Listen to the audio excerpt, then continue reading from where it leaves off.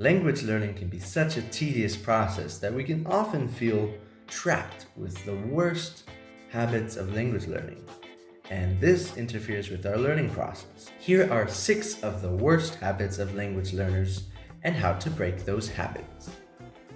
Consistent but same old, same old. Being consistent in your routine is important. However, if you're doing the same thing over and over again, you're not going to be progressing in your language.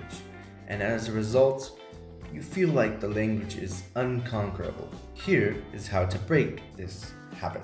First, you have to realize that you're doing the same thing over and over again.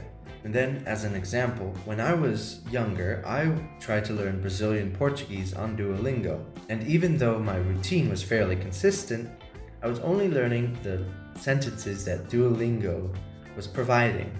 And as a result, I learned sentences such as Eu sou menino. Like, when am I ever going to need to use that? But often I also forgot sentences.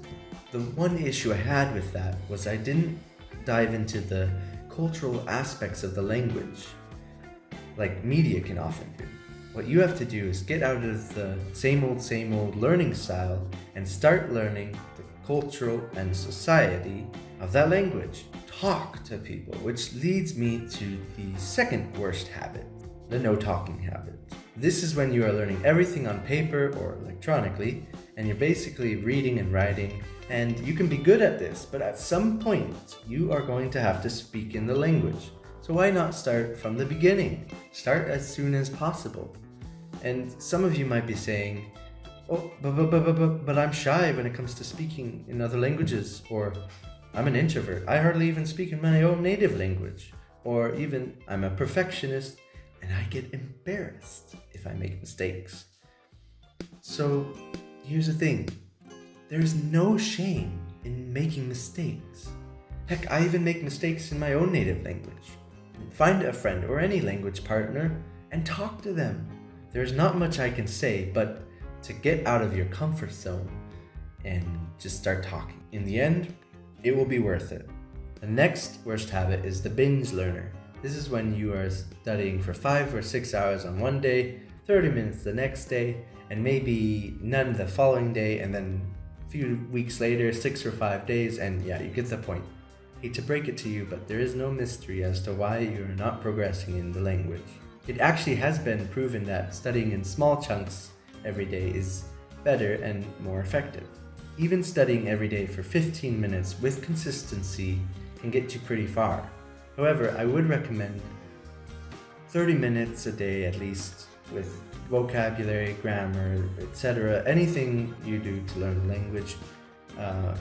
30 minutes of media with subtitles, and then maybe 15 minutes without subtitles. It is important to switch subtitles off just for a moment in the day, just so that you're focused on the language and that you don't get caught up in the action and forget that you're actually learning the language and not, you get the point.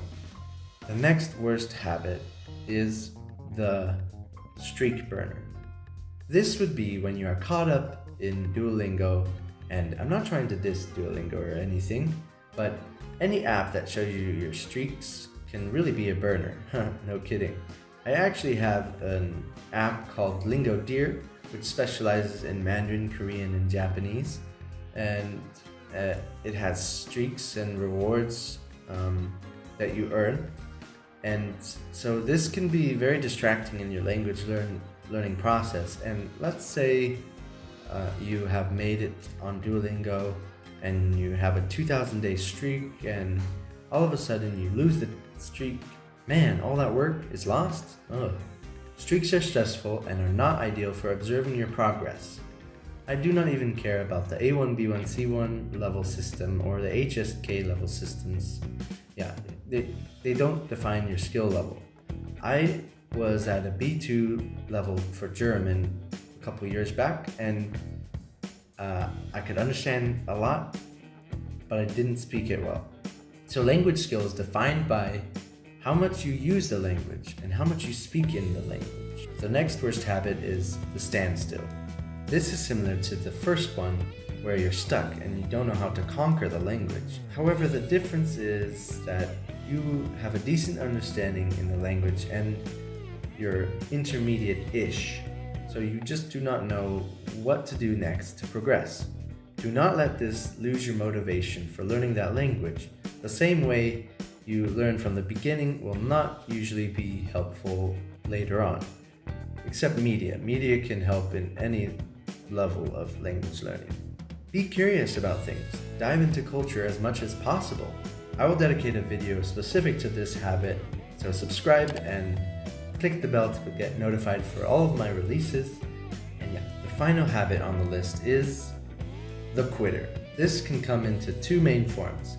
One is the short-term quitter, and then the other is the complete quitter. What I mean by this is sometimes you quit for some weeks or months or maybe years, and then you come back, and then for some time you quit. And the other one is that you quit the language and maybe you lost passion in that language, or you want to learn a different language. If you fall into one of those categories, you must ask yourself, what are the reasons for me learning this language? Learning a new language is not a simple task, and you need to find the right mindset and motivation to learn. In the end, the success is massively rewarding, but the process is going to be frustrating at times. But this should not stop you from chasing after that dream of yours. Like and share this video. I want to encourage as many language learners out there. You can do this. 加油，加油!